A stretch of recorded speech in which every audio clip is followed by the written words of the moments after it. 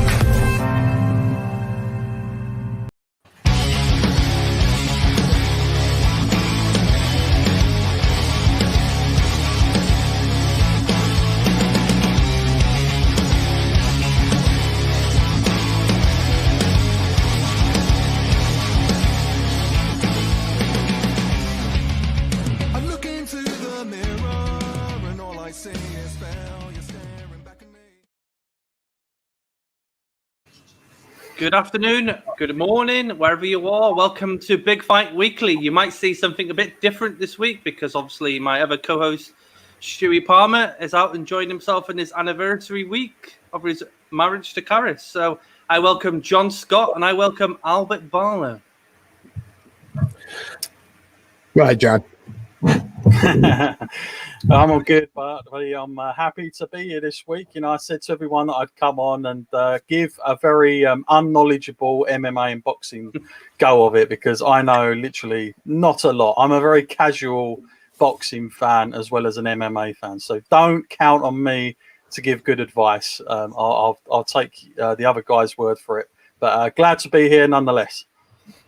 Well, what is up, everybody? I'm back again to annoy you with my antics. I am Albert, or Bert, the host of The Art of Partying, and it's good to be back.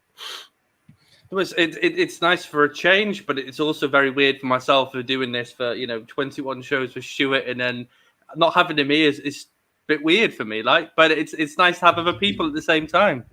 And what I'll do is I'll crack on with our first itinerary and our first part of the show. I'll just grab it up for you now because I'm awful at doing both. Okay, this is Chanolo versus Cancelio. They fought last weekend. They fought to a split decision. Your thoughts, guys, on the fight? I know, John, you might be a bit like oof at the moment, but... I'm thinking to myself, oh my God, please don't come to me first because I have no idea what the hell's going on here. But I'll tell you what, I think I'll stay with the comments. I'll throw them in, but I'll leave this one to you guys because I know nothing on this one. From what I saw, I thought it was a great physical, calculated thing. I mean, it was high energy, what you expect from that division, back and forth. Just really good stuff. I'm a little disappointed it went to a split decision, but hey man, that's what we got. I'm pretty damn sure there's going to be a rematch. Yeah, it looked to me that it looked one-sided. I watched the highlights the first time I watched the fight, so I had to sort of watch the actual fight because the highlights gave me more so that Castano was more winning the fight over Charlo. So I thought it's a bit weird because how was that a split decision for me? So I had to watch the full fight and get the growths of how amazing the fight really was. Charlo rocked Cancelio twice in a fight, and I thought it was really, really good with left hook as well in the 10th round that wobbled him. Yeah. But if you watch the highlights of the fight, you thought Castillo was really pushing the pace, and he was pushing the pace. It was pressuring Charlo to the ropes and really putting in some really hard work. I can understand why people are probably a bit miffed with the decision. Because to me, like I say, if you're a purist of boxing, and Stu would be, prime example of that, maybe you would have looked at Castillo's probably winning the fight.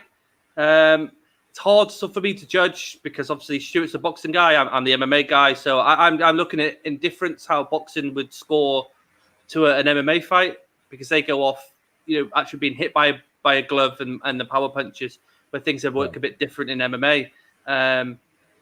But you got to give props to Castillo. He came in as the underdog. They all thought Charlo was going to knock him out or keep him at bay with his power, into the middle of the ring. But he put pressure on Charlo and really made him work. So really good fight. If you haven't watched it, the fight's on YouTube. Go and give it a watch because it's really, really good.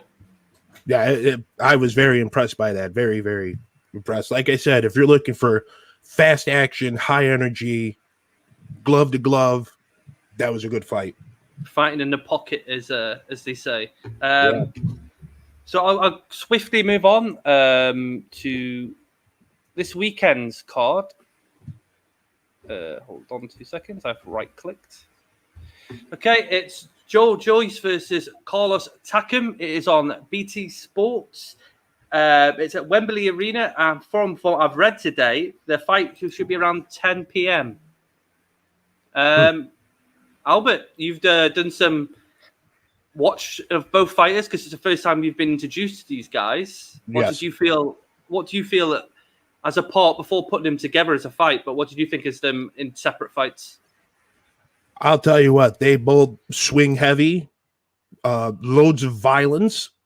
If you're looking for a heavyweight fight, this is something I would recommend. I mean, both guys, they might be, the heavyweight division is slower, but when they hit, they hit. And I didn't have any headphones on when I was listening to hearing the highlights, and I'm hearing boom, boom, boom, boom. I'm like, this is going to be some violent stuff, but I look forward to that. Yeah, heavyweight division. Yeah, well, it's the heavyweight division in any sport. One punch can finish a fight. My worry is the age. I didn't realize that Carlos Takam's 40 years old. I know he's fought an elite fighters. I know he's been in there with Anthony Joshua. Joshua did have problems, as Stuart alluded to last week, but he had to come down and box him instead of going straight. So he had to, really get underneath him. Joe Joyce obviously knocked out Dubois, who was highly touted as well before that fight. I look at it as is the age going to catch up with Takam? He's been in there and he was, like I say, he's fought the best. He looked a bit chinny in his last couple of fights, where Joe Joyce is quite good with his left jab and he's quite powerful in his skill set. He can move and allay Carlos Takam's sort of strikes. I put it to you as, do you feel that Joe Joyce could get the win here for the UK, or is it Carlos Takam's victory? To me, it's going to come down to who wants it more, who gets tired quicker. So it's anyone's ball game. Like I said, I'm expecting violence. I'm expecting hard hitting, and this ain't going to a decision. Someone will get knocked out. Yeah, well, most definitely. I think for Joe Joyce, he was highly touted as a prospect, but I didn't realize he was 35 years old. Can't really call a 35-year-old a prospect now, can you really? But the thing is, you've got the whole Fury Wilder, Joshua Usyk sort of situation panning out, and obviously them two have to we want them to sort of come together and have a Fury Joshua fight at some point. We were that close, in August until everything came apart with the whole Wilder sort of situation. So obviously Joe Joyce might have, if he wins this, might have to wait. Maybe Dillian White's out there. Dillian White hasn't got a fight. Maybe he could face Dillian White. It's all interesting in the heavyweight boxing. Like I say, that they're all going to have to take a back foot until the whole resolve of Joshua and Fury Wilder and Usyk sort of plays its part. John, anything at all? Well, I've been talking in the live chat on getting them to give me some good tips so that I can come off like an expert on screen. And so far, I've been advised to say that my predictions are with Joyce to win. immensely by all accounts. By Rambo's given me that tip that he thinks he's winning, so I should give my prediction to Joyce winning that fight. Yeah. I don't know if we were going to get to it, Chris, so I'm not going to jump ahead, but I don't know if you had anything on Dillian White and the whole Joshua stuff, because I was reading a lot about that earlier this week about Dillian White. Like that fight, Dillian White as always seems to keep talking about getting back to Joshua. But like, I'm thinking, I'm no expert by any means, but I'm thinking by this point, is that realistically ever going to happen, or is he just throwing a rod at each time and not catching anything? Well, the thing is, he is mandatory for the belt that Fury holds at the moment, and he was mandatory before Fury fought Wilder. There was rumors that him and Ruiz were going to be put together, and I spoke to Shooter today about that, and I said that was quite interesting. But apparently they've poo-pooed that now, and he's fighting someone. He's fighting someone else. I'm not sure who it is. Stuart will come back next week and explain all that. But you see, I think with Dillian White's sort of getting pushed by quite a lot, to be honest with you. And I get with the whole Joshua thing because he's lost to him twice now, hasn't he? I think in amateur, and then he lost a few years ago, didn't he? In the professional fight. Yeah, I suppose it's Oliver Branch sort of him coming out trying to sort of say like, I'll fight you. He's not mandatory for Joshua's belts. Obviously, Usyk is mandatory for his belts. Maybe, like I say, though, once we can get all this sort of rubbish of the 4 fighters we've got, with the 4 fights we've coming up, and once Joshua and Fury fight, we can sort of make more sense. It's all sort of clouded, isn't it, with all these fights happening and the change and boxing madness, because they can never book a fight properly, can they? And then it all sort of falls apart, and then we're all sort of scratching our heads thinking, come on, just put it together. Just put it together and just do it. Yeah. Albert? I totally agree. I mean, like I said, it needs to happen. It really does. Like I said last week, a lot of things just got to happen. They got to play out. This is why I prefer MMA. They don't mess about. Just put the 2 people together and let's bang. Exactly. Right. So, talk about UFC. We have just gone from this weekend's UFC. Islam Makhachev versus Thiago Moyes was the main attraction of this weekend. Interesting fight because Islam Makhachev is supposedly meant to be Khabib 2.0. He showed me some different things actually in this fight that I was quite impressed with, that Khabib didn't show when Khabib was a champion or breaking through to UFC. He showed a lot of different things that I was really impressed with. Albert, do you have anything you want to put to it? I thought it was very impressive. Is he the second coming of Khabib? No, but can he get the job done? Absolutely. That rear naked choke was nasty. Yeah, guys are going to have some problems with him in the division. John, any chance? Again, this is something I know very little of, so I'm not going to. I'm not even going to try to give any good stuff here at all on this one. I'm just reading through some of the comments. Brett believes, of course, that you should. Not Brett, but Mark was saying that the boxing. I'll just flash this up just real quick. Boxing nonsense on booking a fight. Like, this is something from a casual fan like me. This is something I get wound up about because, as a casual fan, and I remember going on to another podcast that just is dedicated to boxing and talking about the same issue. Not to go off on a tangent here, but they were talking about the big fights only suit casual fans, not the real boxing fans, because those prices, they whack them up to about 99 quid or $99, something ridiculous like Pacquiao and Floyd was. And that only appeals to the mass audience. Well, there was a dog around me then. Yeah, that'll be mine. I'm not going to get bit. Yeah. a cameo there. And then, of course, the legit fights, they happen all the time and we don't really hear about it. But I kind of feel for the real hardcore boxing fans, because you guys, it takes forever and a heartbeat to get it there. And then when it is there, it's crazy prices. But I was going to ask a very subtle question. With the Zone coming in now, and obviously Eddie Hearn has gone in with them. He's left Sky, which is kind of a big feat, their box office. what are the implications there going forward with pay-per-views? Is that pretty much, are we saying now that much like professional wrestling with WWE and their streaming services, is boxing heading to that direction? Because it seems like a lot of boxing promoters are going with the zone at the minute. I think in the case when you look at things like that, it's the right way to go, isn't it? I think I think Netflix made the staple, didn't they, of having things in one singular point. I think Sky's old and tested. Well, you know what you get with Sky, but I think it's catered to casuals more, like just watching just what's on TV. Where I think boxing's going to like an app or a website. It can solely focus on that one thing. I think that's where it's going. I think UFC will go that way as well at some point. Yeah. But obviously they do make a lot of money in the States with the pay-per-view side as well as the boxing. But I think I think with what WWE have done, with theirs, that started the whole sort of push, didn't it? I think Network came out and then Fight Pass came out. Yes. You've got the Zone. I think going forward that will be the place to be. And I also got to say this on a tangent now, John. That to me is where football should go as well, and break away from Sky Sports, break away from BT Sports. Okay, if you can't go to the game and you support your beloved club, I should be able to pay 50 to 100 quid for a whole season just to watch the games. If you can't go to the ground, I think that to me makes more sense too. It certainly.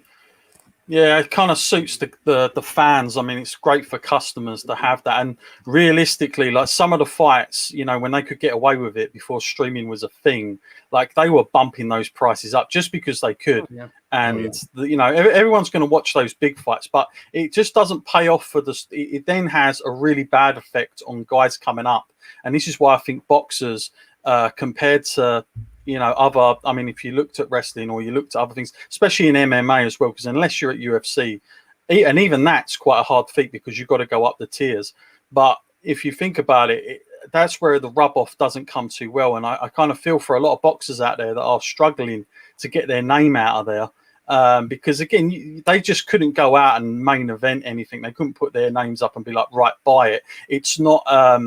what would you call, like WWE, they sell things on events. They sell WrestleMania as WrestleMania. They don't sell it on the main event anymore. It's like it's the product that they're selling you now. That's what they've done. And that's something that I think UFC is getting very close to doing something similar. They do a lot of things that wrestling should be doing, but wrestling doesn't. But they are using a lot of the correct techniques in my eyes. I think UFC have, and I think Dana and the Fertitta brothers, when they were there, are very open to following the protocols of WWF at the time when they took over UFC and following their sort of style.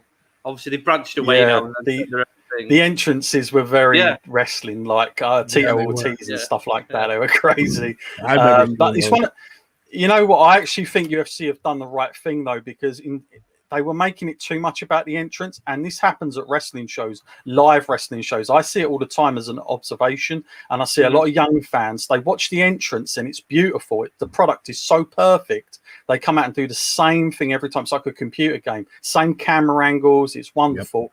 And then the bell rings, and it goes quiet, and people there's a big silence, and it's like, I can't hear the commentators, and it's like all of a sudden the entrance was better than the actual in-ring product. So I think UFC focusing on what goes on in the octagon is a very smart move, and I think they've made it more about that. So it's kind of, they've got the best of both worlds. They've kind of got the boxing intros, but then they're very exciting when it gets in there. When they start the fight itself. You get exactly. Sorry, Albert. You get a few fighters like Israel Adesanya who like to do a bit of dancing as they go in, going towards the octagon. But I also think it's the same with. I think music plays a lot into these people coming down to the ring, to the octagon, to the squared circle. I think music gets you pumped up as well, though. It gives you that thrust. I was watching a video back today, and I'm going off another tangent. We will get to Makachev, but I was watching how good was CM Punk in UFC? Oh man, that was good. I went down a really weird rabbit hole, right? Because I was doing all my notes for today, and that's sort of trying to forget that. And My caveat, listen, if he had kill switch engage when he was in WWF and ECW, I probably would have popped. I would have been like, yeah. But he did get in his last fight against Mike Jackson. He did get a huge pop coming down to the octagon, though, in Chicago. Well, obviously, he's our hometown boy. We're gonna, and plus WWE screwed him over royally, so of course we're going to approve of him no matter what he does, even though it was a shitty performance in the octagon. He should have just done a run-in. They should have just had him coming out and interfering in a fight. They should have planned it back. It would have been better. He'd still mess it up. I didn't realize. I mean, I think this is the first time in years I've rewatched that fight and then really seen how awful the bolo punches. It's just Mike Jackson. winging. Yeah. I was just like, oh my! Well, I don't know why, but it was 15 minutes long, and normally I'd look at that and go like, get lost. Like I'm not watching it now. I went down all the way. I have been back to watch it, but it was really. I was a huge CM Punk fan in WWE, and it was terrible to watch that last fight because it was like you could see he was trying everything he could. He put a lot of effort into it. I don't discourage that, but it was a hard watch because he just was nowhere near the level of a UFC performer. Like I think had he started in something smaller, like another promotion, he might have had a chance, But obviously UFC, they saw the money. I'm sure they got a huge spike, regardless of Dana White saying, he regrets putting it on the main show. I kind of secretly doubt that because it definitely spiked those buy rates. Before I go into before we break down this next fight, is my question to you is right. We're going to stay on this CM Punk situation. If you're a fighter on the card and you've seen a guy that's lost his first fight and then gets ahead of you in the main card, and you're normally a main card fighter, and you've been pushed down to prelims, would you be pissed off with that? Yes, I would be. I mean, I worked my ass off to get to this point, and you're going to bring this guy in that, I mean, obviously it's going to make you boatloads of money. Yeah, I would have a grudge. I mean, I worked my ass off to get here, and you're going to pass me by for a big payoff. So, I mean, I could see the resentment for some of these fighters that did that, that have that mentality. John? Yeah, I agree with it, but I also think much like people have the same issue, like wrestling fans, when we see like a celebrity come in or something like that, and they'll take up a spot or anything. But again, it's kind of hit and miss because, like Bert was saying, it can have its benefits because then you're working with a big name. Like I think, who was his first opponent? He was really good. Mickey Gall. Yeah. Now he was someone that I think he found on his YouTube kind of thing he was doing, looking for a fighter or something. Yeah, that's it. And I saw him on that, and I thought, man, he looks pretty good. He was young, and he was someone who was coming up. And CM Punk is starting against him.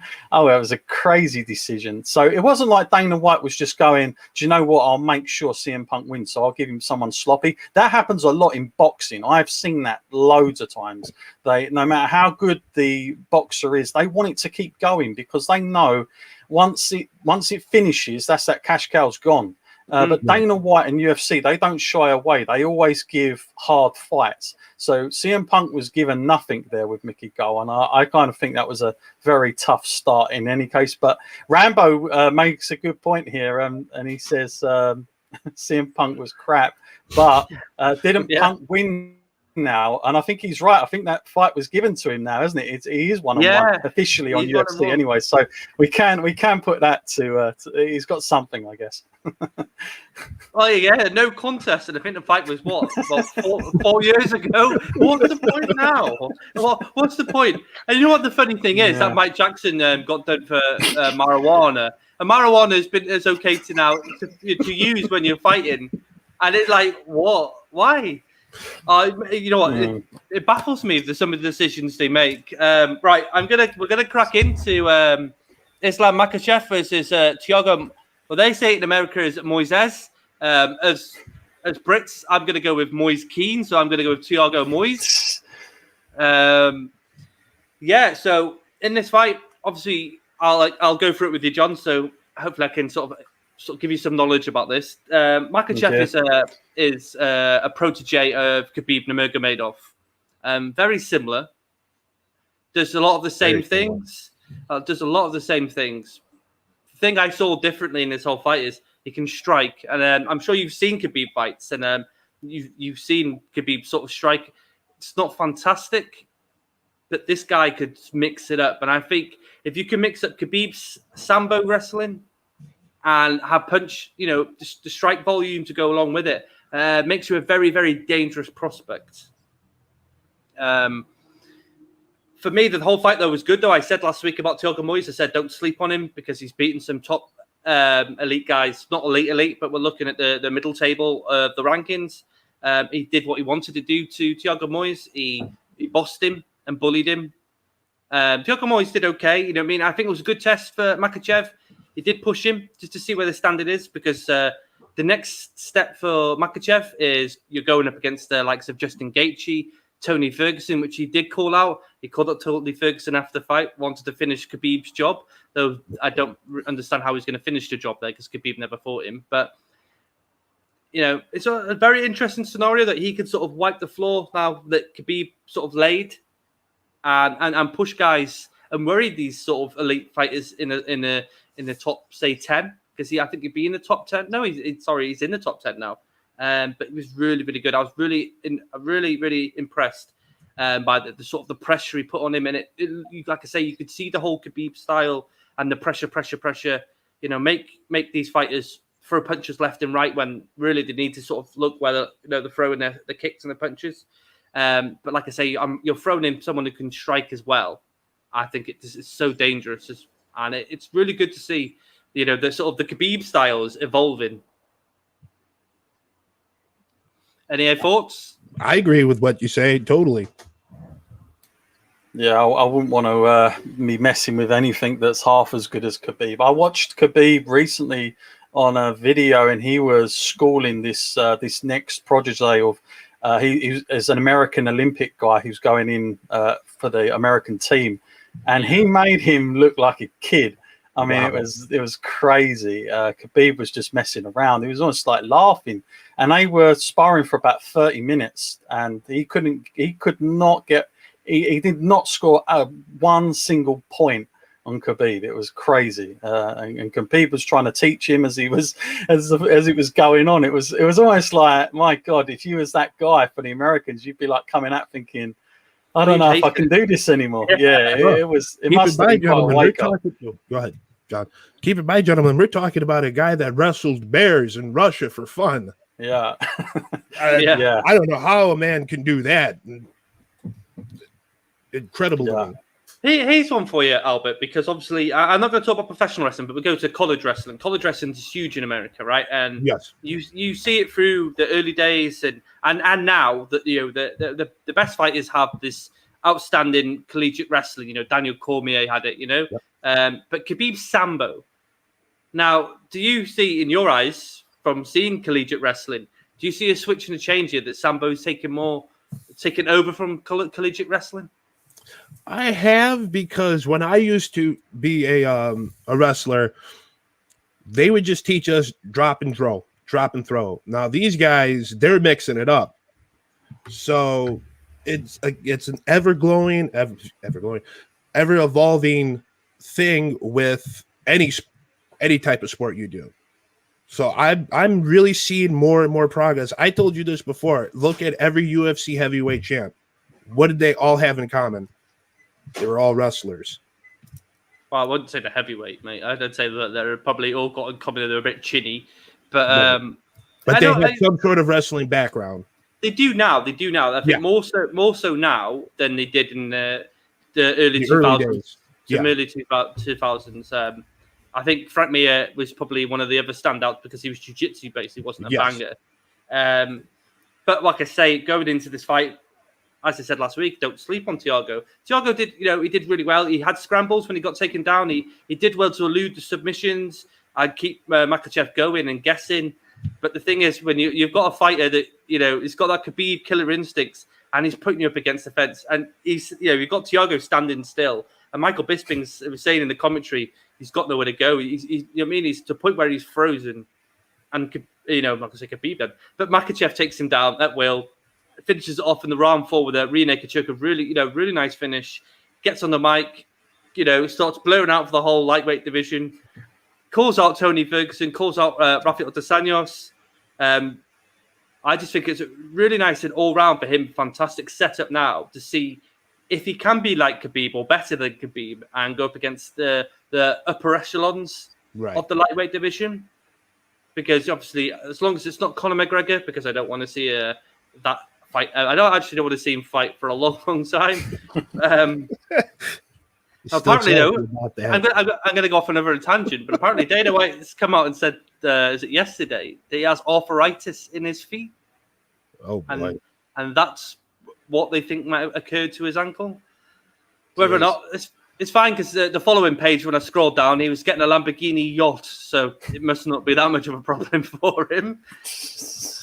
I'd love to know how much that costs. Tough time. Yeah, break your ankle and get a Lamborghini. Yeah. Right, so I'll move on. John, you should know this fighter. She's been around. She's good friends with Ronda Rousey, I heard. You might be familiar with her. Miesha Tate. Yep, very. She made a lot. I was going to say that was a time where I was following just Ronda Rousey in UFC, because she pulled me in just as a curious fan. I was told about this woman that could take people down very fast, and obviously Miesha Tate was one of those that she was up against, and so that's when I found out about her. And they I don't know, have they ever got on since? Have they kind of made peace with one another, or is it still very much like unforgiving? I think it's still quite unforgiving. Right. I mean, I think the last fight when Miesha Tate put her hand out and she sort of looked at it and think, get lost, and walked away. I saw that. I think the bridges completely capitulated at that point, and it's like, no, not happening here.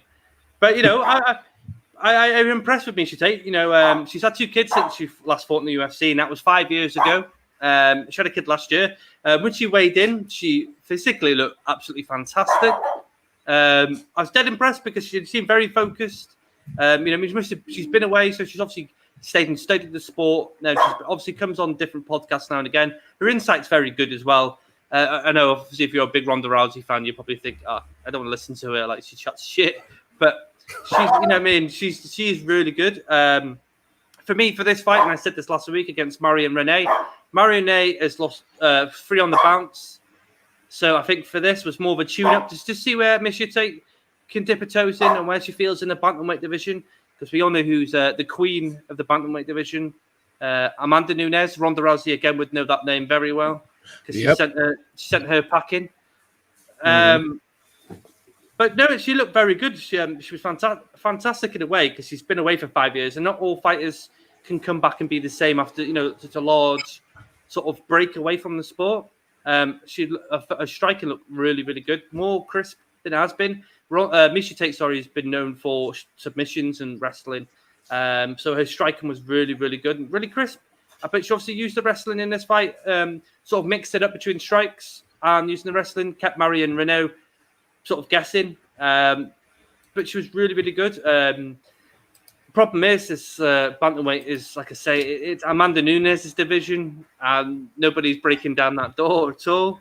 But she did call out Holly Holm after the fight, and obviously she's beaten Holly Holm, and she beat her for the bantamweight title after Holly Holm beat Ronda Rousey for the bantamweight title.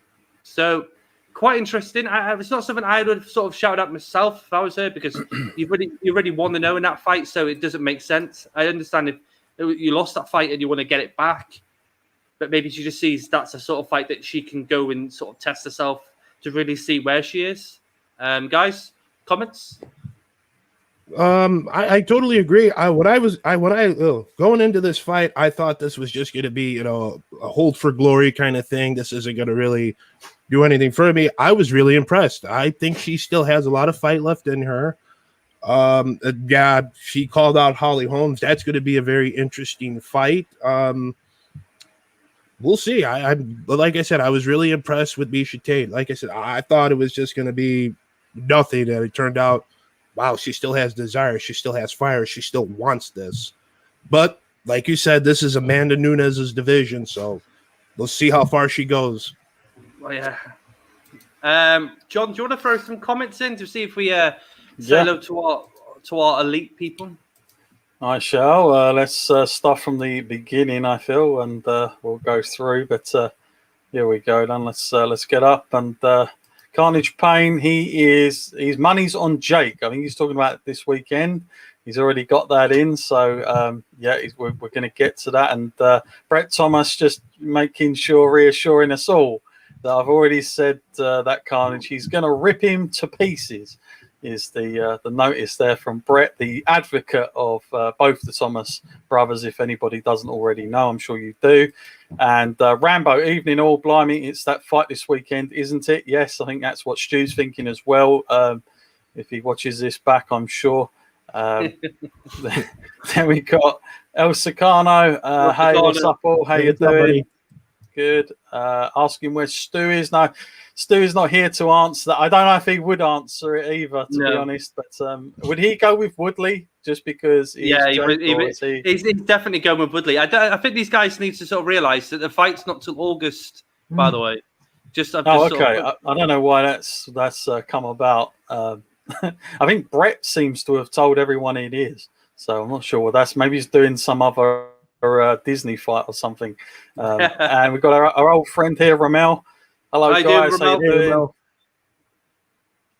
doing? Yes, I am here, Brett. You saw that. I'll answer that tomorrow, Brett, on Powered for SP3. You can tune into some talk. But yes, we had a 54-year-old Goldberg return to WWE. Only in WWE does that happen. Still to this day. I saw that. And, yeah. We're probably going to talk Joyce about is winning. Yeah, that's his advice. I'm sure we had him and John Cena returning. Got a new person here, Uncle Gripper. Like the name, Uncle Gripper. Hi, first time watching the show. Really good so far. Loving it. What is Powered For? All sports. Good question. Powered4.tv is a wrestling on demand service, but like you see here, we also cover combat sports in boxing and MMA as well that you can find on YouTube. But if you want to check out all our other stuff, then go on to the website, the platform powered4.tv, and you'll see everything available. But thank you. Check us out. Don't forget to subscribe. Yeah, Uncle Gripper, if you like it. Welcome. Yeah, exactly. Welcome. We got 5th Gen here. Hope everyone's doing well. Yes, I'm doing well. So the guys are as well. Thank you. And Mark Lloyd saying boxing nonsense on booking a fight. Yeah, we've definitely covered that on how much time possibly it takes to get a fight sorted. And Brett reiterating, like I always say, give promotion to polls. I'm not sure if that's a good idea. But there you go. They make the money, though. They make the money. Rachel Cornell says, love the poster. She also follows up, can I ask my question this week, please, about Brock? Yes, I believe that's your poster that you've done for us there for the cover of this one. But can I ask a question this week, please, about Brock ever coming back to UFC? Well, he's certainly not in WWE at the moment, but if anybody's seen his recent footage, that I think it was the meat. Yeah, he's got the man bun, he's got a goatee going on, and so yeah, he's got a very unique look going on at the moment. But Chris, what are the chances of Dana White ever calling Brock Lesnar back again, especially at this stage in his career? I think a few years ago when they tried, but I think Brock Lesnar used to play UFC and WWE off together, didn't he, to see where he could get the best deal. And obviously WWE are always going to pay him more than the UFC will ever going to pay him. I don't think you'll ever see him back again. It's one of them where enjoyed it while it lasted, which was a couple of years, and he did what he did, and he brought a lot of eyes to the sport. What was the whole? Because he did come in and he called out DC called him out, and then they did a really terrible act. Oh, the whole in the octagon where they were pushing.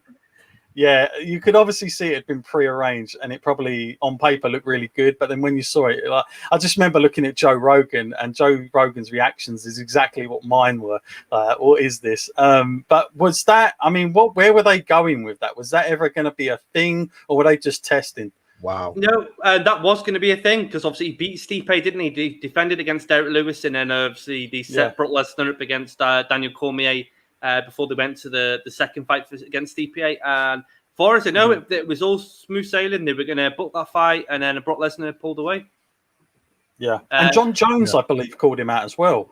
He was like, "See how it is to be knocked out by a lightweight or something." But I guess it goes to show that Brock has some money because those guys won't call him out for no reason, even though it's a flawless victory for them. I would imagine. I would think John Jones, regardless of weight, would be able to beat a Brock Lesnar. I think he beats Brock Lesnar with one leg. And that's no disrespect to Brock Lesnar. It's how good John Jones is. If he's not having a party, if he's not taking drug enhancements or he's having coke parties, John Jones is. He ain't lying about that. But it's true though. But the thing is, he was doing all that and still beating everybody. The thing is, I think Brock Lesnar for what he did, and we've had this. We did a WrestleMania special. I wasn't very big on Brock Lesnar coming in.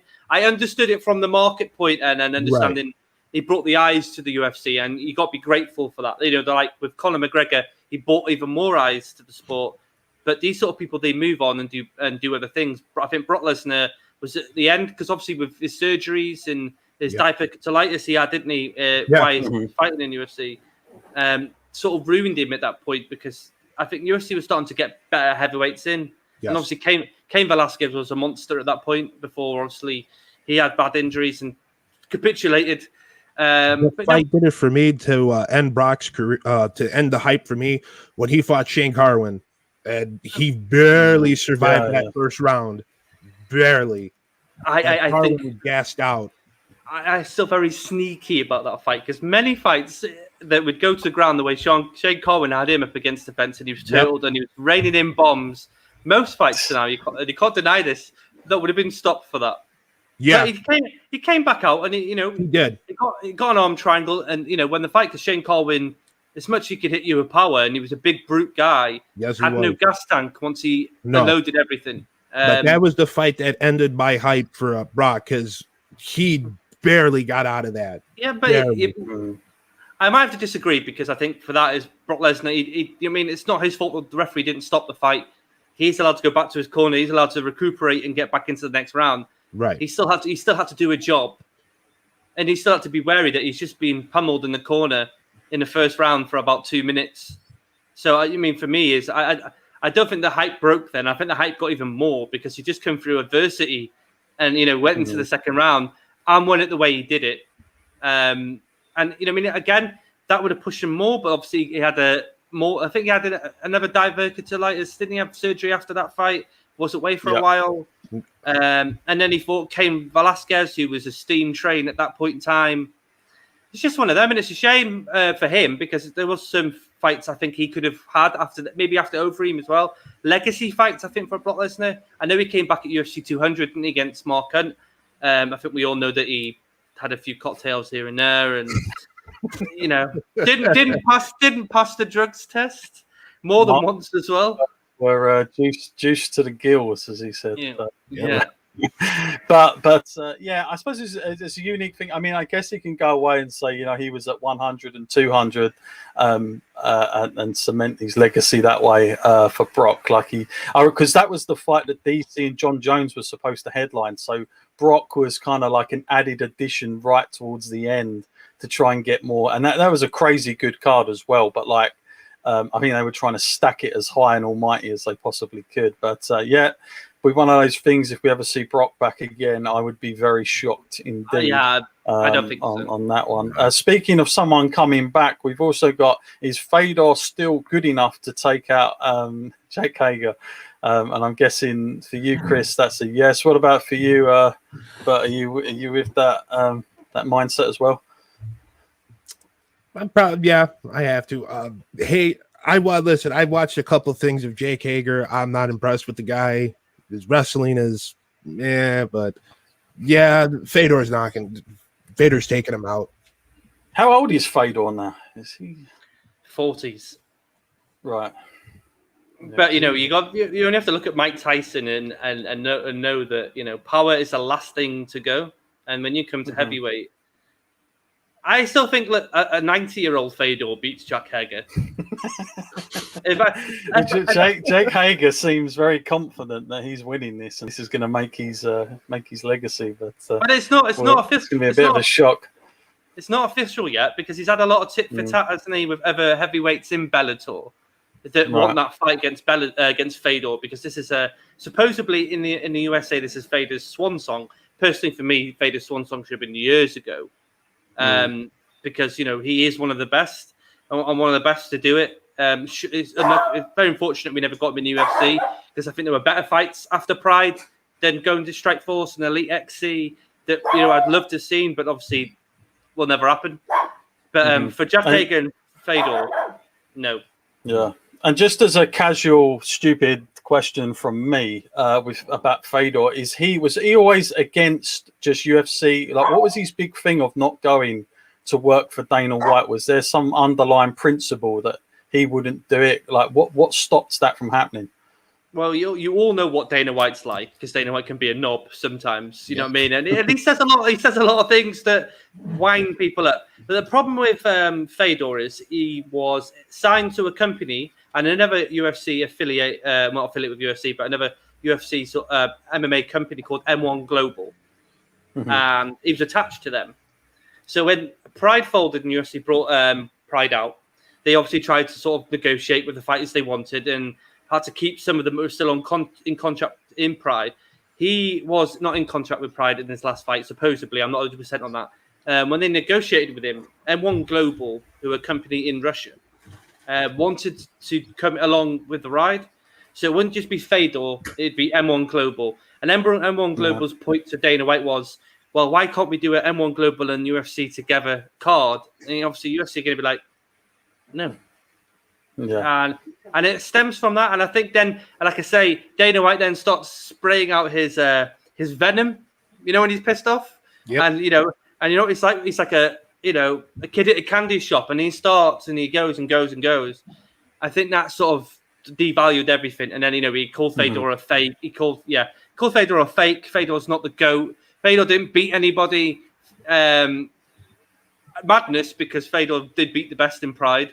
Maybe not so after Pride, but you can only beat what's in front of you. And if you haven't got the competition that you could have got in UFC, we could have seen a different story. But that's it. The end of it, really. They did try a few years ago, but he still went to Bellator. Fair enough. It's a shame. It's a shame. It's a shame. Yeah. I'm gonna pop over now to this weekend's UFC. It is Dillashaw, the returning Dillashaw versus Corey Sandhagen. Corey Sandhagen is on a 2-fight winning streak. And if you want to know more about Corey Sandhagen, his last 2 winning sort of moves were, if we could say moves, were a flying knee knockout to Frankie Edgar, who is a guy who I'd surely say would be in the Hall of Fame once he retires. And he the fight before that, he had a wheel kick KO against Marlon Moraes. It's madness. Do you do a wheel kick finish and then a flying knee? And these are all seconds into the first round. These weren't a prolonged. It was straight bang. My thing is I like Corey Sandhagen. Really, really good fighter. Bantamweight division is quite clustered at the moment because of the whole Peter Yan and Aljo sort of situation with Aljo's acting in the last fight, how he won the title. But these two are in the title eliminator. So whoever win this will obviously face Peter Yan and Aljo Sterling whenever they rematch together. Things to say is Corey is a good fighter, like I said. Doesn't get enough credit, doesn't get enough hype. But I feel like the motivation going into this fight is, he's looking at TJ Dillashaw, former bantamweight champion. Again, had some naughty little cocktails, enhanced, got caught. And to be fair to TJ, he's come out and he's been honest about it. And I think I have more respect if you've popped for enhancements and you've come out and been honest and been open with it and said, yeah, I did that. My bad. And then I can go right, okay, I don't agree you're doing it, but at least you've been open and you've no, UFC, you saw the lies. It was, what did Anderson say? Sex pills when he got caught. You know what I mean? I'd rather you be honest and open. You know what I mean? That was true, though. It was true. He said it was for sex pills. That's why he blew up. Like, it's madness. That you're a court hearing, in Nevada, and they're going to determine whether you're going to be suspended and a fine. And he's like, yeah, it was sex pills. Boom. Come on, give me a break.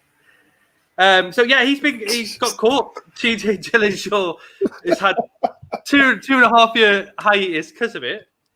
He is obviously back this weekend, and as I said, it's a title eliminator. It's an interesting fight because, like I say, Sandhagen's had 2 massive wins in his last 2, and obviously Dillashaw didn't lose the title; he got stripped because obviously being caught with cocktails. It's an interesting bout. They both got interesting ways to win. I think Sandhagen's just got the push now because of the wins he's just had. Dillashaw's still got his power and he's still got his wrestling. I just think that Sandhagen is going to be so up for this because he knows what's there at the end of the tunnel for him.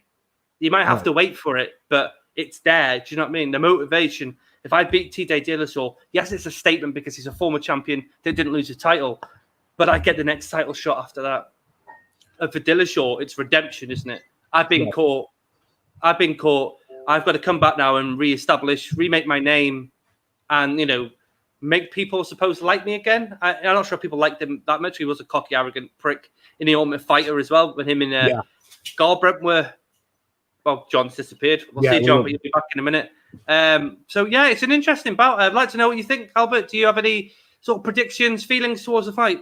After seeing this kid, Sam Hagen, put that impressive flying knee and that wheel kick, and TJ coming back from getting popped, it's going to be an interesting fight. And like you've alluded to, TJ's cocky. If he's going to sleep on this kid, it's going to be a what's it called? It ain't going to be a long night for TJ. He's getting knocked out.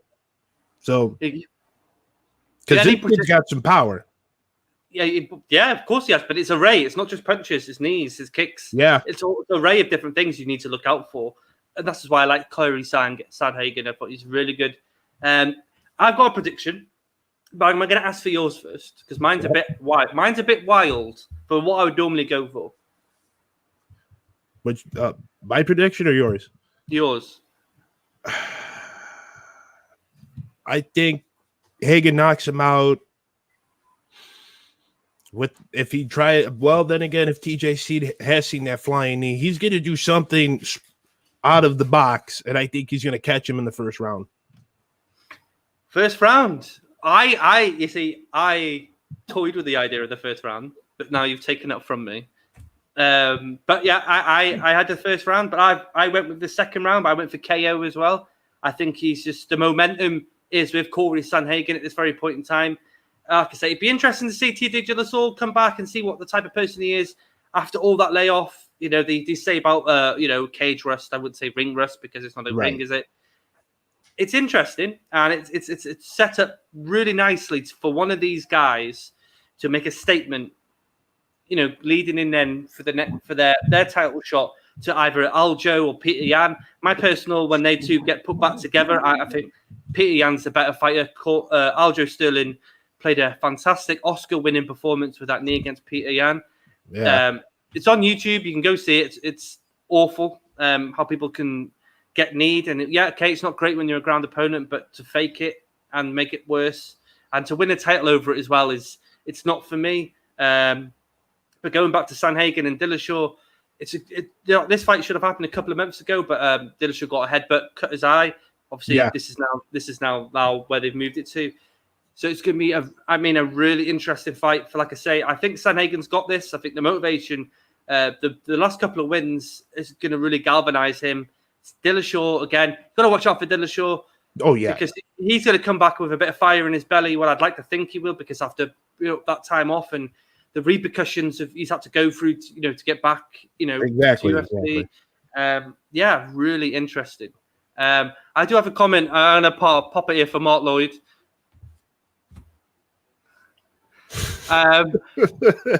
Mark, I've got 3 Shih Tzus in my front room, and someone keeps going in and out the downstairs door, and it keeps setting them off. Usually the dogs get taken out of the front room and they go elsewhere with my kids, but they seem to have left me with all three of them, if that helps with the question. Okay. Mark Lloyd again. I actually think Brock was better than people say. To a degree, Mark. To a degree. To a degree. You've got to look at the situation. When he came into UFC, the heavyweight division wasn't as pure and as it was now. Well, they're more evolved, they're more all-rounded, there's more styles than it was when Brock came into UFC. Brock Lesnar won the title after losing against Frank Mir, and I can't remember the last person, the person he beat before that. It's just he beat Heath Herring before.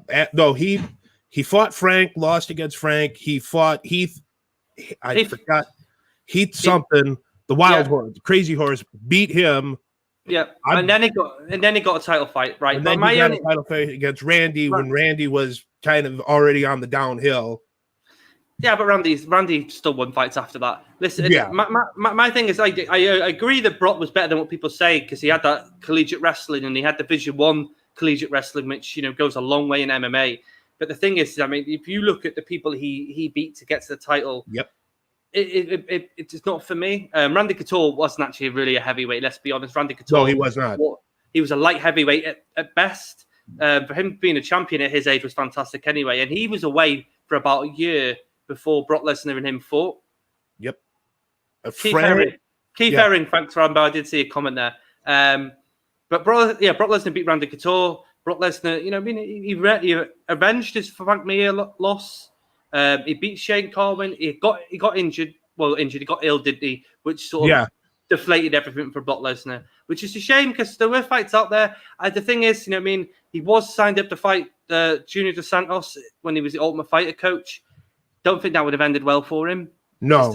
Dos Santos at that point was getting ready for Velasquez fights, and then Velasquez destroyed him.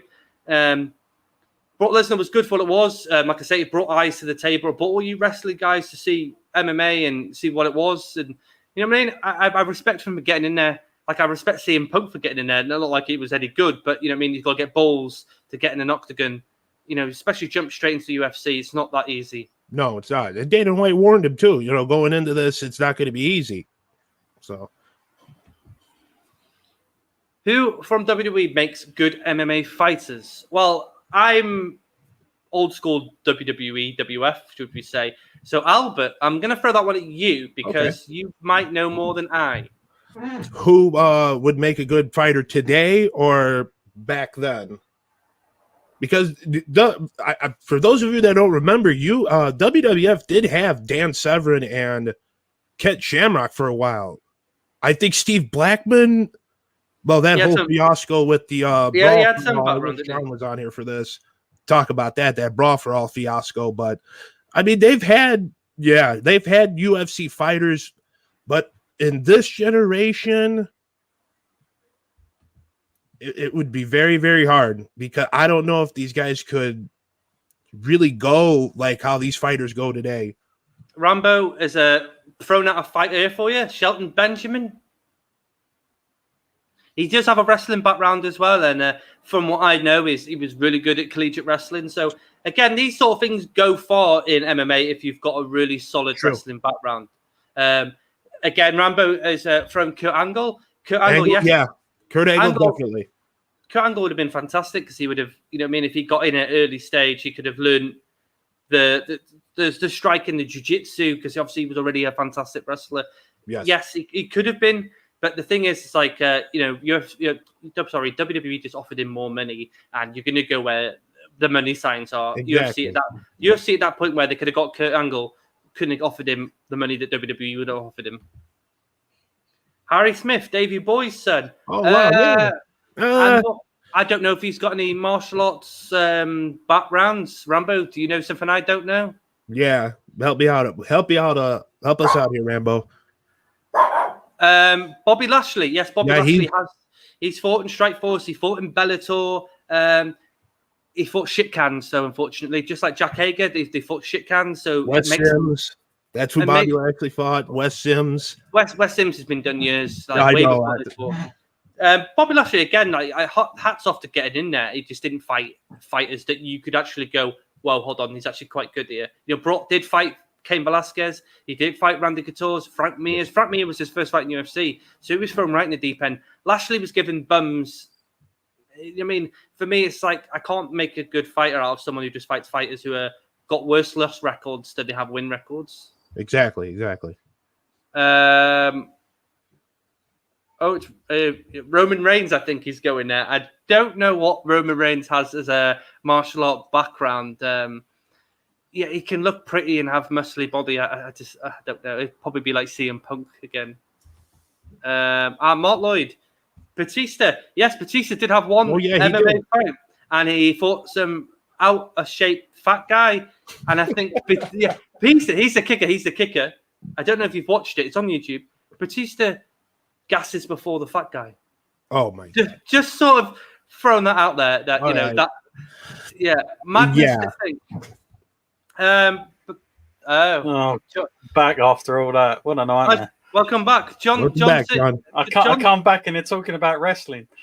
John, I know I've still got 2 segments to go. And I haven't even got to a break John yet. Cena on the screen. Yeah. How the hell is this happening? And they want to know what WWE fighters would make good MMA fighters. Oh, God.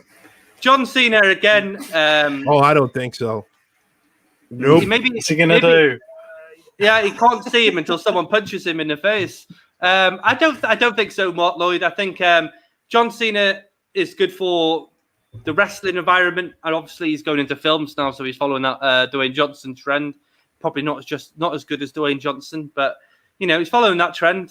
After didn't he give The Rock some shit about that, John, years ago? Many years ago now. Yes, they've made up since. They're like a little bromance now after their 2 matches.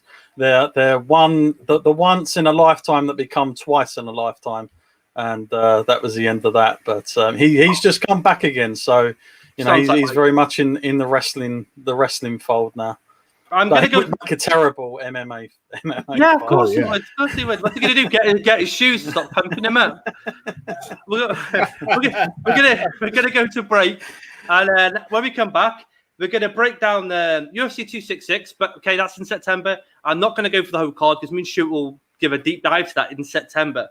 But it's return of Nick Diaz, and John can get in this one because he knows who Nick Diaz is. And we're going to break down that. And I've got one for you, Brett. My last segment is for you. For you. For you. The nightmare is over. And I can confirm you are not dreaming. After 15 months and 22 days, ladies and gentlemen, welcome back to TNT Extreme Wrestling. Did y'all miss me? I know you miss me. I miss you.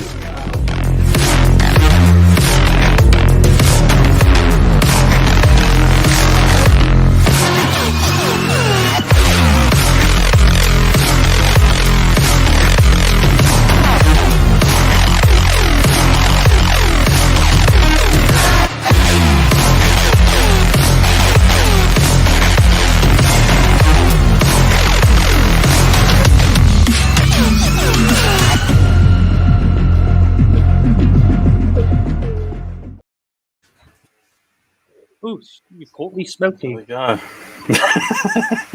Wasn't expecting that, was you? No. There you go, everybody. Chicagoland Championship Wrestling, TNT Extreme Wrestling. Literally, no word of a lie. As many people know, powered4.tv. This is the first time we've had some events in a long time, obviously due to the pandemic. And we're really excited to have 2 at once come back in. We had Chicagoland Championship Wrestling and TNT Extreme Wrestling. Sign up now. You can watch both them shows along with every other promotion. There's another 28 promotions to follow as well. Over 400 hours worth of wrestling content. And, of course, all the media stuff we do. So go on, check it out. As I always say, you haven't got to sign up straight away. You can see everything that's available. So go along, check it out. And again, don't forget, if you like this video, hit the subscribe button, hit the like button, and share it. We're very, very grateful for that. Just before you move on, Chris, there was a couple that come in, and it's an honourable mention. I like this one. Bruiser Brody. Now, you might not have heard of this name before. He was an old wrestler, but quite the guy. I know who Bruiser Oh, Brody is. okay. I did not know that, Chris. You're opening up. One of the forefathers of hardcore wrestling. Yeah, Brody was a tough guy. I mean, I think in the early UFC, Brody would have probably got on okay because, like, you know, Tank Abbott UFC, he would have stood a chance probably, you know. But yeah, I mean, who remembers? Of course, Tank Abbott in WCW had a little run there for a while. You know, people forget that, and also Vader. Has been thrown out, and again, I put him in the same cluster. Back when UFC was the Wild West, and we didn't have weights and stuff like that, and we had people in gis. It was kind of a strange time. If you ever go back and watch that stuff, it's definitely worth checking out because just the way they put it all together is like madness. It's kind of like what were they doing? Yeah, but it was good fun to see all these different disciplines. You can match these sort of the Vaders and the Brosies up against, as you say, Tank Abbotts. People are just gonna sling leather. Then yeah, fair enough. You know what I mean? I wouldn't say Bruiser Brody versus Royce Gracie or Ken Shamrock when he was there. Be a bad idea. Yeah, it's catering to their style. Do you know what I mean? Maybe that big Hawaiian guy, the sumo, got his tooth kicked out of the octagon when he got kicked in the face. Sure. Maybe, or that other guy, that skinny guy was clubbing in the back of the neck like a baby seal. Yeah, and you've got the guy getting who was the Russian guy in the very early days? Like he's been in films. I've seen him in like the last Predators movie. I forget his name, but he used to be in it a lot back in the very early days. I forget his name, or he might have been Ukrainian, like Oleg something. I can't think of his name. I'll have to check that out on Google next. That's going to drive me mad. But Brett Thomas weighs in. Forget WWE. What about Logan Paul, legit NCAA 1 wrestler? So there you go. The less said about that, the better. I'm still waiting for these videos, Logan Paul, Brett. I need to see some evidence. If you give me some evidence, then I can. Well, he puts them in the comments, but I don't think the links, appear in the comment section. But yeah, give me some links. Give me something I can get my teeth into. Yeah. I'm gonna jump in. Now, John, you should be able to get your teeth into this one. It's the return of Nate Diaz on a banging card, but I'm only going to touch upon Nate Diaz for this one. As you can see the card there. Valentina Shevchenko versus Lauren Murphy. Volkanovski versus Brian Ortega. They are currently the coaches on the return of the Ultimate Fighter that's still, I think, ongoing. I'm a few weeks behind because I found it quite boring. I shouldn't be saying that, but I got to say how it is. But they're the coaches currently. Obviously, the return of Lawler and Nick Diaz too. They fought at UFC. Hold on, did I say? Am I right? Hold on, give me a second here. I've messed my notes up. Here you go. Yeah, there you go. No pressure. No pressure. Here you go. UFC 47. April the 2nd, 2004. I watched that. I actually watched that live because at the time I was living with somebody who loved UFC. So I remember watching that. I was just going to say, seeing the number 2 next to it, is this the rematch since then? It's unbelievable. And wasn't it, if I remember correctly, and my memory's a blur here, but Lawler was I believe it was Lawler was the guy that everyone was like, he's the next big thing. He had a Mike Tyson punch. Everybody kept talking about this Mike Tyson punch. And was it Diaz that won that night, as I recall? Yeah. With a jab. Did it go tits up after that for Robbie Lawler? Like, did he not recover, or did he? He lost this last couple and then got cut. And then a lot of things happened then. There's videos of Robbie Lawler you can find, and he was fighting. I don't know if you know of a kickboxer called Melvin Manhoef, renowned. He's going to fight him in Strikeforce. He beat Melvin in the fight, but in the press conference he fell asleep. Oh, wow. And that, these are the stages of Robbie Lawler. Through Strikeforce, he blew hot and cold. But there was no guile or no push for him, and this is why, we get to talking about Robbie Lawler when he got back into UFC. Once UFC bought out Strikeforce, you've seen a theme here. UFC, like WWE, are buying out their competition. It galvanized him, and he was a different guy. But going back to their first fight, and Nick and Nate aren't known for knockouts. They're volume strikers. They're known for the jiu-jitsu finishing, but they beat you with the volume. They don't tend to knock you out. It was an interesting one because if you watch back the fight, Robbie Lawler goes for a left hook, and it's weird because Nick Diaz just puts a jab out and knocks him out with a jab, and it's like interesting because you just don't see that sort of thing unless it was the elevation of Robbie Lawler sort of putting into the punch and the sort of the power he put in moved towards Nick Diaz's fist with a bit more, I don't know, it's a way to move your body, isn't it? And I think he just sort of ran into it. Yeah. Nick Diaz as well now, right? We'll go back to Nick Diaz. Last fought, 31st of January 2015 against Anderson Silva. I hope you guys have seen this fight because it was just Nick Diaz being an arsehole and taunting Anderson Silva, lying on the floor. Yep, that was the one, lying on the floor, acting a fool. Yeah. Going up against the cage and doing what Anderson Silva does is like, come and hit me. And then he did his stance. The fight was actually really, really bad. It was. They both obviously popped after the fight. Anderson Silva for cocktails and Nick Diaz's usual marijuana. At that point, then obviously they went to USADA and not USADA, sorry, in Las Vegas. Like some sort of court place where they sort of governing body of when you've tested positive for a substance you're not supposed to engulf by a fight in Nevada. That's the word I was looking for. And Nick Diaz actually got banned for life after that fight. Banned for life. Yeah. I think it was like 4 or 5 times he's tested positive for marijuana. And they were like, they've had enough. He argued it back. He got 5 years. And then they argued again and they got 2 years. But obviously 2015, we're in 2021. So it's been a long, long time since we've seen, Nick Diaz. We've seen Nate now and again. But, everyone knows who Nick was. Nick was the older brother. Nick was really good. Nick Diaz was the champion in Strikeforce. Went on a hell of a run. He fought GSP when really he shouldn't have fought GSP because he was on a loss. See, the thing is with these Diaz brothers, no matter what people say, is they move needles and you have to watch them fight. Robbie Lawler will go to. Robbie Lawler, again, talked about his sleeping at press conferences against Melvin Manhoef. When he came to UFC, when UFC brought him out, brought them Strikeforce over, they weren't showing Robbie Lawler.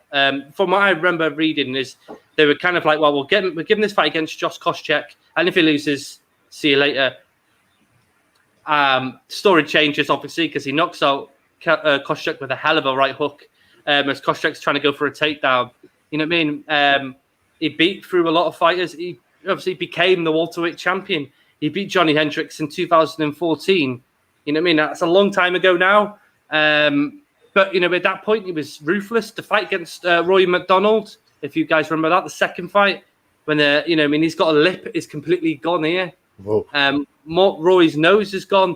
And after the end of the round, the faces are like full of blood and they just get into each other's fight, their faces before they go back to the stalls.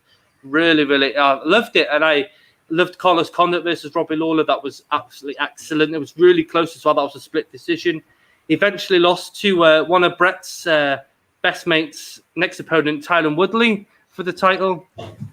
And after that, unfortunately, guys, Robbie Lawler's won 1 fight in 6. Jeez. 1 fight in 6. He hasn't fought bums, though. He has fought, he's fought, what people have put in front of him. And they're all in the top 10 or top 5. So, he's still there. But I feel like, he's had such a prolonged career. Going back to UFC, ignited his career again. Madness to think we're going to see Nick Diaz versus Robbie Lawler. I can't even say how many years on. But it's a lot. Yeah.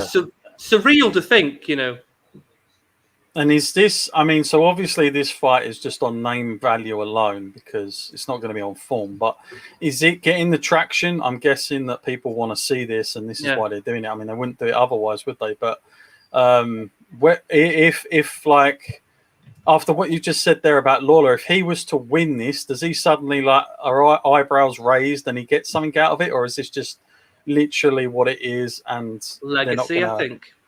Yeah, okay. I didn't know if he was suddenly going to come out and be like, "I'm gonna come title. back." Yeah. No, I don't think so. And Albert's going to ask this question because I know he's got it written down. This is the second fight in UFC history, like Leon Edwards and Nate Diaz was, where it's not a title fight. And don't forget, it's third in the pecking order as we're going up to the main fight. It's a 5-round fight as well. That I could not understand that. I cannot understand if this is not, we got 2 championships and this is not even a championship match and it's going 5 rounds. I cannot understand that at all. I think we're going forward. You've got to look at name value, as John just said. People are going to crave to see Nick Diaz. You don't want to see Nick Diaz for 15 minutes. You want to see him for the 25 minutes. You know, I mean, it's been that long since people have seen Nick Diaz in an octagon, let alone have a fight anywhere. Okay. I think the name value then is like UFC could probably do this once in a while, not all the time, but when they can put 2 people together that are going to draw interest, would make more sense to give them a 5-round fight. Okay, it's not going to be a title. It's not. It might always be the co-main. It could be like it is the third to last fight on the card. But I tell you this now, people will tune in for that more than they will for Volkanovski and Brian Ortega. I'll tell you that now in a heartbeat. But again, the year, by the way, was and it's April 2004. That first fight. I was just looking at. I was just watching the video of the first one. Man, they look so young. God damn, it's like they've grown up all of a sudden. Robbie Lawler has hair. Yeah, exactly. It looks crazy different. But yeah, it's a long time ago to bring this back again. But it goes to show, really, despite, because I think that's the thing that the MMA has over boxing, is that you can have all those losses and still people will, they have like their own following more, whereas boxers, they tend to get fans, but as soon as they lose one, that's it. It's very hard to keep it going. Like they struggle with that in boxing, whereas I think UFC, you can lose a few and still, I mean, you only got to look at Conor McGregor. I know he's Irish, he's got his own fan base there, but they're always there. It's like, I think this guy could lose the next 10 and he'll still come back and watch his fight. But yeah, it's who if you so the big question I'm going to ask, because I'm going to go out and I'm just going to say, not that I know anything but Diaz for me, because of just on knowing what he's been doing recently. But for you, are the odds saying the same? Is this a very one-sided affair, or is it a bit of a mix? Obviously, I'm assuming you've gone with Diaz. Yeah, I've gone with Diaz because I like Nick Diaz, and I just think Robbie Lawler's on the tail end. But Nick Diaz could possibly be. We just haven't seen him for so long. It's hard to sort of envision a fight because we haven't seen. Obviously, we've seen Robbie Lawler last year when he fought and he lost, but I haven't really seen Nick Diaz since Anderson Silva. In 2015. Right. It's hard to sort of judge what kind of fighter he'll be, but we all know that the Diaz brothers, they do a lot of triathlons, don't they? They're always keeping busy. They got their schools and they do lots of, they're always doing the cardios, the jiu-jitsu tournaments are still, involved in some sort of combat sport. If it's not, an MMA bout. I go with Nick Diaz just because I love Nick Diaz and I love Robbie Lawler. But I just want to see Nick Diaz win. And just watch Dana White's head pop because he's going to think then, shit, I'm going to have to pay this guy more money to fight someone else. Yeah, I bet he's got pre-agreement sorted out already on that one. Oh, yeah. Nick Diaz as well wants to box, by the way. This fight was dependent on if Nick Diaz could get a boxing fight. So, Nick can dip his toes in different aspects, I think, because, him and Nate used to train with Andre Ward, and I'm assuming you know who Andre Ward was and how good he was in boxing. So, I mean, they've got the skills. They got the skills. I'm going to throw in a question now, John, from Mark Lloyd. Who remembers that god-awful UFC music on the old ones? It used to give me headaches. And they did cheesy promos before the fight where Dan the Beast holding up a rock. It was so bad. I do remember that god-awful music. I forgot how it went. It was like da da da. It was like over and over. I think that was everyone's entrance. I don't think they had individual entrance music. So I don't think they could afford it. I don't think they could afford it. And they just get replaying that same tune over again. The card comes on, da da da, and it was that all the way. I mean, they did have Buffer back then. He was there. He was there from the early days in the Wild West, and obviously Joe Rogan started out quite young as well. He had a full coat of hair as well at the time. He did. But yeah, it was a weird. I do know what he's talking about with those promos, and they were like that. If you remember, Dan Severn would come on and go, "Hi, I'm Dan Severn." He'd be on top of a hill as if he's run up and down it and he used to carry rocks as if he's training before the fight. It was pretty dreadful how they used to do it, but I mean, it worked at the time. I guess you can't knock it. Dan Severn, I saw him recently.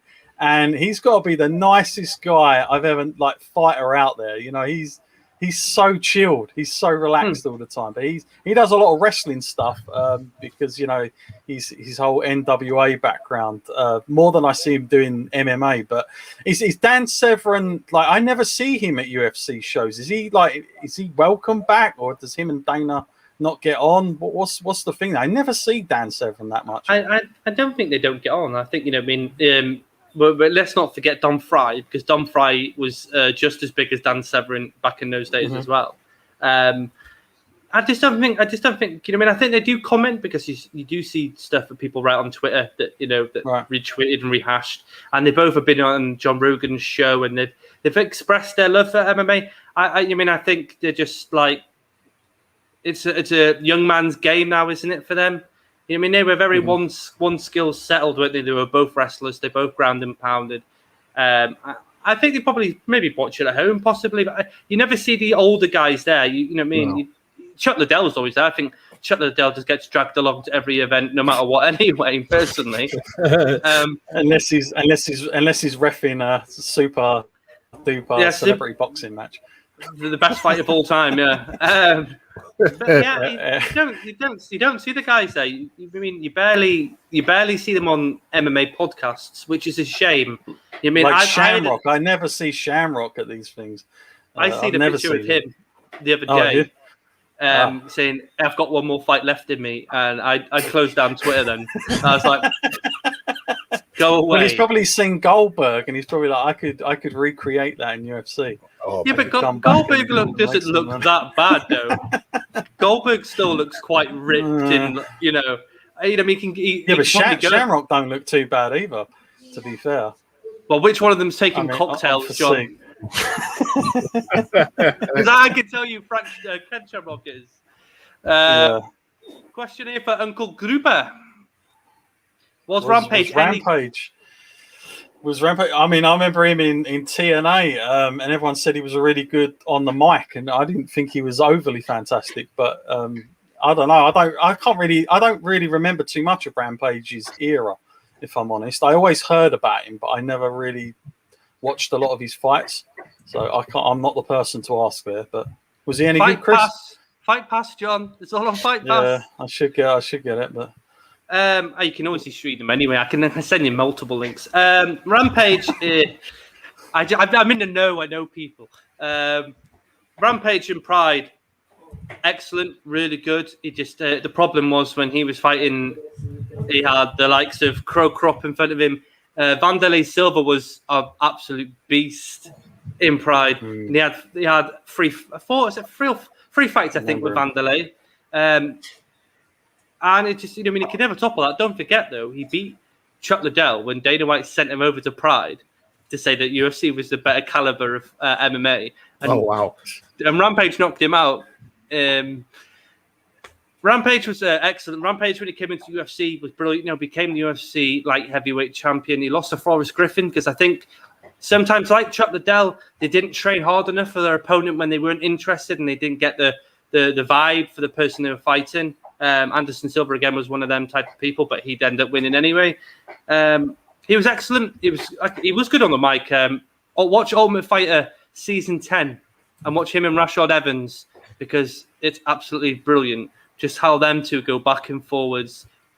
Absolutely brilliant. Rampage again, though. He went to Bellator, didn't he? He got knocked out by Fedor, I think, in his last fight. And he looked quite fat at heavyweight. So I don't know where his head is mentally. I see him gaming all the time on PlayStation or on Twitch and stuff. So maybe what a career change. Maybe that's where he's at.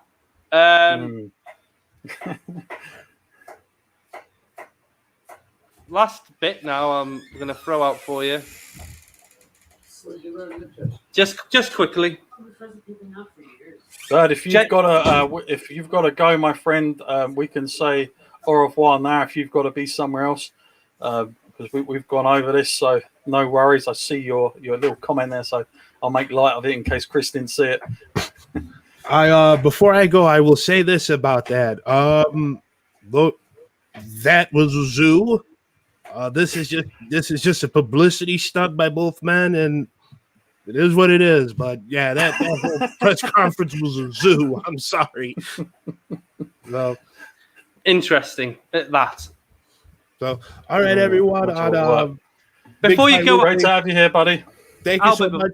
Albert, yes. Before you go, do you want to plug Auto Partying for this Saturday? Yeah. Yes. Let's plug it. Before I get out of here, we have a big show this Saturday on the Art of Partying at 2:00 with our very special guest, my friend Anthony.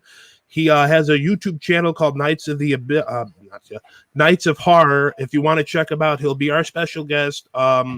Yeah, we're gonna cover a lot of things, especially before I get out of here, I saw Money in the Bank, the ending, and you're going to hear my thoughts on that as a slew of other things. So, yeah, check us out, 2:00 this Saturday. Cool. Thank you, Albert. I'll see you guys later. Take care, my friend. No worries. Take care, mate. Take care, my friend. See you later. See you later, John. See you later, Take care, buddy. Right, my first bullet to this sort of whole situation with Jake Paul and Tyron Woodley is, where do we start with this? Yeah, it was a crazy press conference, man. I got to be honest. Even I was a bit taken back by it. But, like, I know we spoke briefly off air about it. I felt like Woodley being a legit guy, I kind of feel like he's playing into Jake Paul's trap. Like, he's making himself look a little bit foolish about this whole thing. I don't know what it is, but I kind of feel like the more we see of Jake and Logan in general, the more traction they seem to get from supposed proper fighters that seem to now credit them. And I get the feeling that all the other boxers that are on the undercards are thinking, God's sake, stop doing it. You're making it worse for us. But it's like, it's all the main guys there now saying that they're a good draw. They're good for boxing. So it's very difficult, I think, I don't think they're going to go away. I don't think Stu's going to have his wish come true here, because I said this in before.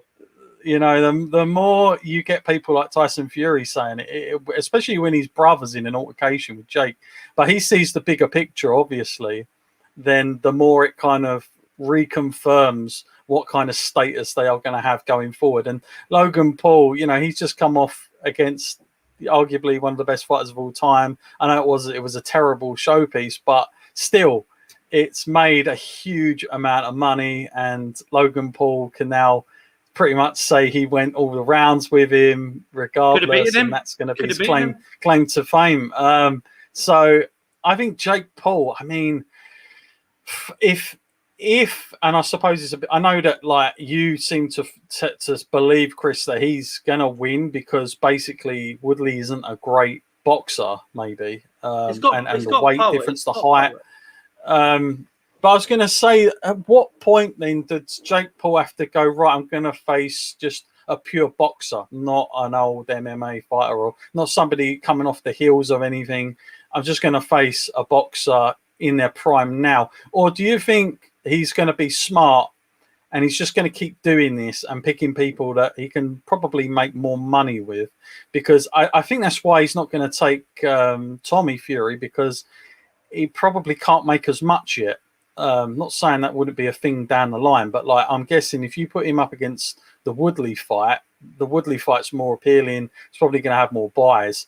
But what I'm trying to say is boxing, the legit boxing and the belt holders, the WBC, all these people, where can would they allow a Jake Paul to come in this circle, or is he still very much on the outside, even though he's got a license? Like, is he anywhere near a ranking system? No, not anywhere close. But what he does have is the power of selling, because he can sell a fight. I totally agree with what you said about Tyron Woodley. I thought Woodley played right into Jake Paul's hands. I've got a quote here, and he says, and he referred to Woodley's last couple of fights as losses against Usman, Kobe, and Burns, and said, "You had a built-in excuse for that fight. What excuse would you have when you lose to me?" And I thought that is a really solid question because, he has got a built-in excuse against losing to those guys because Usman's a champion. Burns and Kobe are between second and third in the rankings at welterweight. So there is your excuse. I don't know what his excuse would be against Jake Paul if he was to lose. The only thing at the top of my head is, thank you for the money. I'll see you later. Do you know what I mean? That's the only thing that sort of envisions. And then the whole whoever loses gets a tattoo. And I was like, oh, come on. Please. For the love of God. And also, John, what the fuck was with that robot behind him? I don't know. I could not work out if that was on a screen in the background. And then when they pulled the camera back, I was like, oh, it's actually a real thing. What is that? Is that going to be the new corner man for like security for Jake Paul? Picking him up and throwing after him what away. happened? Yeah, after what happened with Floyd, maybe just run that thing through the lot. But yeah, that was very crazy. I mean, he's obviously signed with Showtime. Showtime are obviously loving all this, and I'm guessing they're going to push him to the sky's limit. Of course they will. Pretty crazy. Got a couple of questions in as well about, of course, Brett. Jake Paul, WWE great. I'm not sure what that means, but he's not been in WWE yet, Brett. But maybe that was great. Maybe. Yeah. I'm guessing. Rachel Cornell, who's better, Logan or Jake? That's an interesting question. Who's better in the ring? I mean, we've seen Logan show all his heart and a rocky performance against Floyd, as he says. But then Jake's quite the. I think at the moment people would say Jake, but Logan. I mean, he did surprise people. I think with the gods, is you've seen more Jake and Jake's put more rounds in than Logan, hasn't he? You know, Logan fought KSI twice, and then Floyd Mayweather, and supposedly, I'm gonna break this news now if you don't know it. Oh dear. Supposedly fighting Anderson Silva in September. What, boxing? Yeah. Wow. What's Anderson Silva doing here? He fought them last month and won. Everyone's still trying to get on that cash cow, aren't they? I think Jake Paul's probably better than Logan Paul if we're pushing it there because we've seen more of Jake. I'd like to see more of Logan in an actual competitive fight. Not, the whole sort of it's just for money sort of thing. The Floyd Mayweather fight, we both know it was a farce, but if you really look at it, he did a lot more than I thought he would do, and I think he surprised Floyd Mayweather. I know Floyd Mayweather wasn't really interested and wanted to go for the kill because it wasn't nothing on the line for him other than a bucket load of cash. Here's a good quote for you. I don't know if you've read it. You might have read it. That Jake Paul says, "Conor McGregor needs me more than I need him." Now, I want to know what you feel about that because I don't agree. But maybe one more fight for Conor, and if he loses, that might be the case. I kind of yes and no because, like I said earlier, Conor always has that fan base that love him. That come. I think it's probably great for both of them to get together because it will make even more than it would on their own. But I don't know, should Conor McGregor, it's risky for him, I think, this one, because he's not been on anything good lately. So I would worry for Conor McGregor going into this. If he'd have won his last fight, then I'd say, maybe go for it. But I don't know, I guess if you want to make even more money, but at what point do you have enough and tarnish your legacy for it? Lambo yacht. He wants his Lambo yacht paid for. Exactly. I want another one of them. But Jake Paul, he's been talking to a lot of people. I've even seen him about Canelo, which I thought was crazy. Yeah, he sent me that on Facebook. Would Canelo even entertain that as an option? But that would be, that's what I'm saying. Would boxing authorities, if Canelo goes, I want to do it, would they be like, well, we'll take those titles off you? Because even though the titles wouldn't be on the line, would it discredit the whole, or the image of what they stand for? Have they got the power to do that? Because I remember Floyd Mayweather. I don't know if he had them at the time with Conor, but I remember a couple of organizations saying we don't want anything to do with this. We're pulling out. It's not official to us, etc., etc. Would there be a huge issue there, and would that take a big? Because if you do beat, let's say hypothetically he beats, it's not going to happen. But if he did, obviously he doesn't have the belts, but everybody and their grandma knows he's arguably the best. So what do you do then? Where do those belts go? Well, personally, you're probably right to think the governing body would probably be like, well, if you want this fight, you can have this fight, because at the end of the day, you've got people who are title contenders and mandatories for Canelo in all the belts he's holding in the middleweight sort of classes.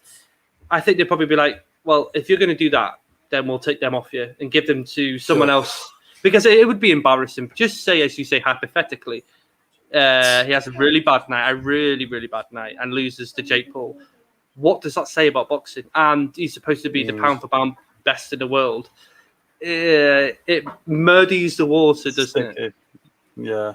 Yep. That should be interesting. And of course, that fight is not till when is it? August. August the 20th. August the 24th, I think, or something like that. So we've got that to look forward to.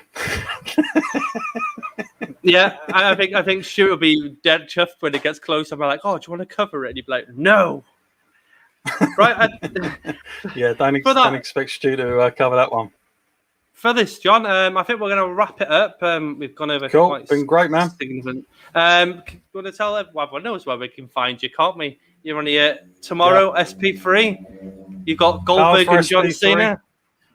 Exactly, more of that. And don't forget powered4.tv. Sign up now, because, again, we've got 2 brand new events coming in. They're really, really good as well. I'm saying that as a fan. They're really, really good. Don't miss TNT. We're going to have Ignition on there soon as well. And from what I'm hearing, we've got a show. There's shows running every weekend now, up until the end of October. So every week there's going to be shows commencing, which means we're going to have that on the platform very soon after. So it's a good time to sign up now. Powered4.tv. Check it out. Just before we go, Brett Thomas, Jake and Logan could be the new Glitchkos. Oh my God. Wow. They're going to dominate the boxing world. They're not going to give them up to anyone. Oh my days. Imagine that. The new Glitchkos. Maybe should do a tag team match. I'm gone. I'd love to know. I'd love to know, because Glitchko was so professional and took it so seriously. I'd love to know what he thinks of this Jake Paul and Logan Paul stuff. I'd love to know what I'm going to probably look that up after. Probably nothing nice. I can't see him saying anything I respect these guys. I can't see it.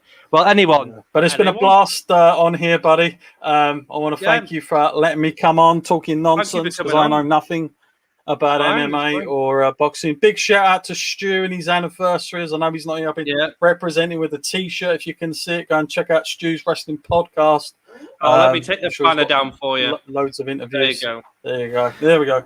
You get it in there. Right there. Stu's Wrestling Podcast. Go and check it out. I'm sure he's got loads of good content coming. Happy anniversary to him and his partner, of course.